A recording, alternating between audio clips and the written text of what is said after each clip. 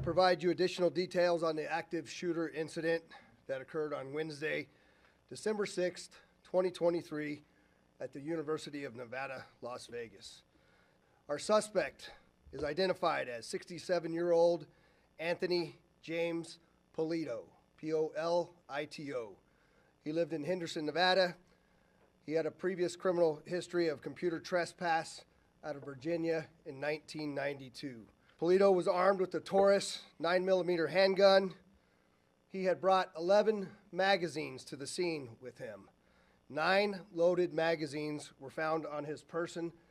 The gun was purchased legally in 2022, and at this point in the investigation, we do not know how many rounds he has fired. The deceased victims are identified as follows. The first victim, Patricia Navarro Velez, lived in Las Vegas and was a 39-year-old female. Navarro Velez was the assistant professor in accounting who worked in the Beam building on the 4th floor. Che Jung, or Jerry Chang, was a 64-year-old male. He lived in Henderson, and he was a professor of business who worked in the Beam building on the 3rd floor. The third victim in this case, we will not be identifying because the Clark County Coroner's Office has not yet been able to notify the next of kin. And so out of respect for the family, we will wait to identify the third victim until the family is notified. The fourth victim is a shooting victim who's a 38-year-old male. He is currently at Sunrise Hospital, and his condition has been downgraded to, again, a life-threatening position. He was a visiting professor. The following is the sequence of events as we know them right now. On the 6th at 11:45, a citizen called LVMPD Communication to report shots being fired on the UNLV campus in the 4500 block of South Maryland Parkway. During several subsequent 911 calls, the location of the active shooter was determined to be at the Frank and Estella Beam Hall, which is right next to the Student Union. Our investigation revealed that the suspect arrived on the campus at about 11:28 a.m. in a 2007 Lexus. We were able to track his vehicle to a parking lot south of the Beam Hall at around 11:30 a.m. Officers from both UNLV and LVMPD arrived and heard shooting coming from inside the Beam Hall and went in immediately, and I stress without hesitation, to neutralize the threat. The suspect exited the building at around 11:55 and was confronted by UNLV plainclothes police officers, and a gunfight ensued. The suspect was struck multiple times and collapsed to the ground. Officers quickly formed an arrest team and took him into custody. He was deceased at the scene. Our detectives learned prior to the shooting the suspect had earlier visited a Henderson post office and sent 22 letters to various university personnel across the country with no return address. We are currently working with the postal inspector and our federal partners to begin processing these letters. We do not know the contents of these letters, and we're working to contact the recipients of those letters. As most of you know, last night LVMPD detectives executed a search warrant at the suspect's Henderson residence, and some items were recovered there. Importantly, there was a chair with an arrow pointing down to a document, which that document was similar to a last will and testament. There were several computers and hard drive components. There was ammunition consistent with the same cartridge cases located at the scene, and there was a Taurus handgun box matching the handgun that he used. I want to stress that we're still learning a lot about this suspect and still trying to understand motive. We know he applied numerous times for a job with several Nevada higher education institutions and was denied each time. Our community has suffered an unimaginable loss by this senseless criminal act, and my heart breaks for the victims' families, our students, our staff, our state, and our country.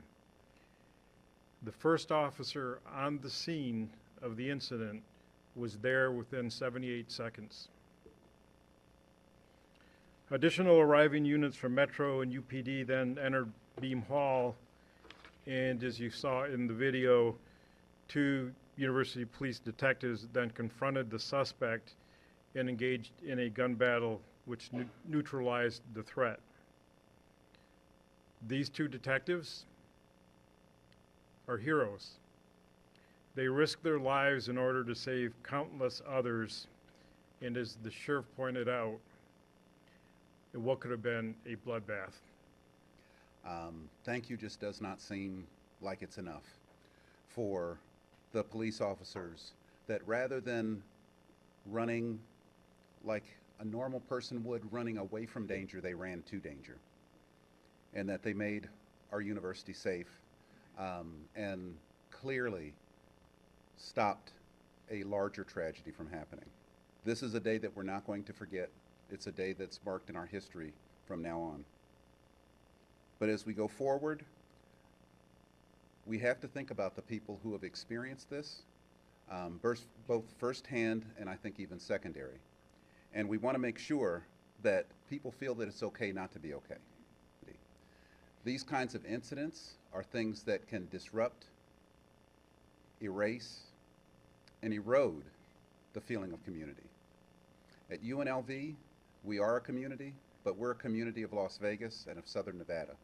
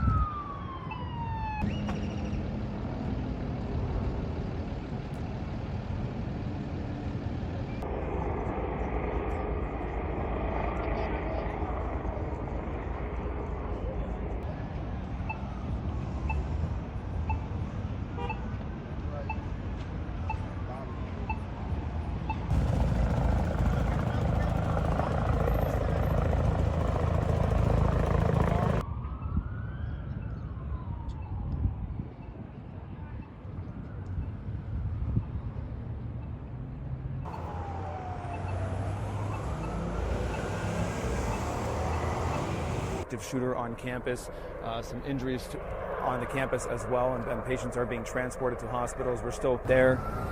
We're seeing several ambulances pull through this area. Here's some more parkway on the east side of the campus. So this is obviously just continue to shelter in place. So they're obviously telling everybody here on campus a short time ago to shelter in place as this was happening.